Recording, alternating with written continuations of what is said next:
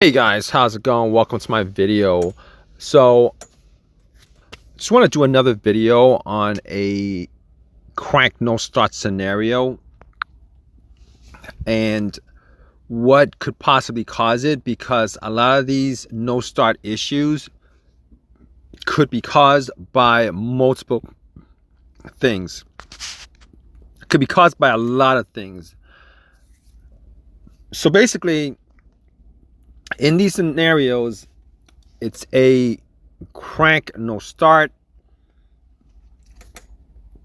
and I just want to pretty much focus on something that a lot of people don't consider as a troubleshooting step at the very beginning, which they should, because it would save a lot of you guys who are having issues with a crank no start problem a lot of time, a lot of money, a lot of aggravation, etc., etc. So essentially, when you guys get a crank no start, you guys try to start it, it'll crank and it'll die out immediately, or it'll crank and it'll die out in a second. That's a crank no start. All right, the engine turns over, your car starts, and then it dies. The motor literally starts and then it dies. So in these situations, what a lot of people do is they think, first thing they'll do is think that it's got something to do with the car itself, mechanically, electronically. It's gotta be some component. It's gotta be the fuel pump, the fuel injectors. It's gotta be a weak battery, weak ignition, fuel relay, etc., etc., which possibly could be the reason why you have a crank no start situation, because there are so many scenarios of why you would have a crank no start situation. It's not clear cut and to the point, so you guys would have to troubleshoot.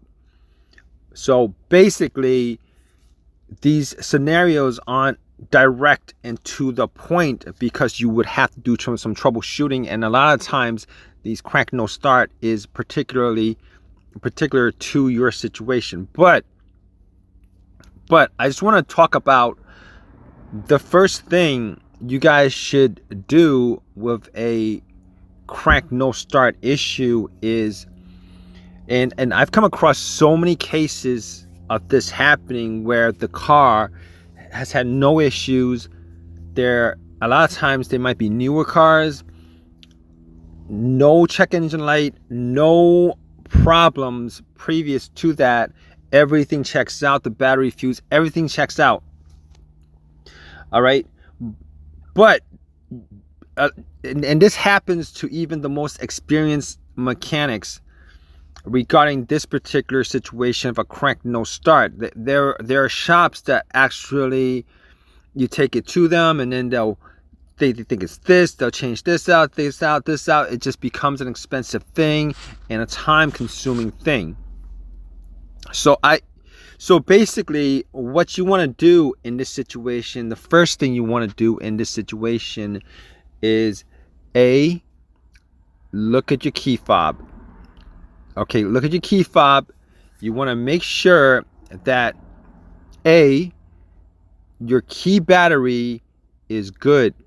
Now, you might want to just change that out just in case. All right, that's A. B, you want to make sure that your key fob is good. Now, unfortunately, a lot of people don't have the second key with them, and a lot of people don't have a second key to their vehicle. It could be that your car key has issues. The chip in your car key could have issues. Now, here's the thing.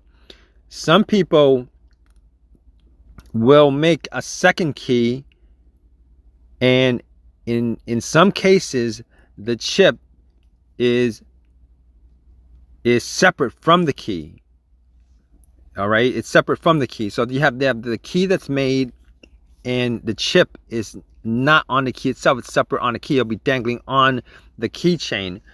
Now, in that situation, it might cause a crank no start if that chip is not right next to the key when you try to start it. All right, you want to make sure that you eliminate those possibilities. The easiest and simplest and cheapest possibilities sometimes are the causes of your biggest headaches on your car, which is a crank no start. Key fob, the remote, low battery on the remote, a chip on the key that has issues. If you guys have a key with a chip that's separate from the key, you want to start the car with the chip right next to the key when you put it in. Those kind of issues could save you so much time, again, so much money, so much aggravation, so much worrying, guessing, etc., etc.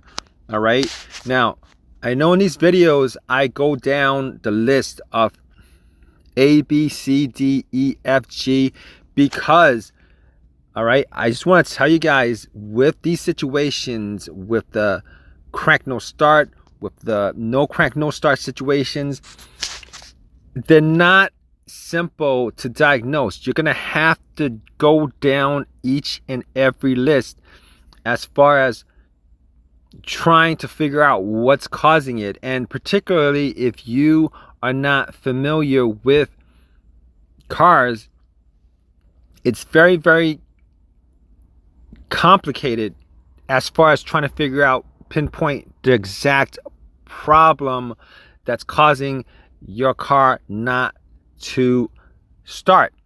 So in these situations, if you guys have a no crank no start situation, definitely make sure that the first thing you do is to make sure that your key is good, the chip on your key is good, the battery in your remote is good. All right, and if you guys have a key that's separated from the chip, make sure when you try to start it, make sure that you have the chip right next to the key when you guys start it. And this is just one of the many scenarios that could cause a no crank no start situation. If you guys have any of your own personal questions, definitely leave a question in a comment section. Please give me a thumbs up. Please subscribe. Hope this helped you guys out. All right, guys, take care.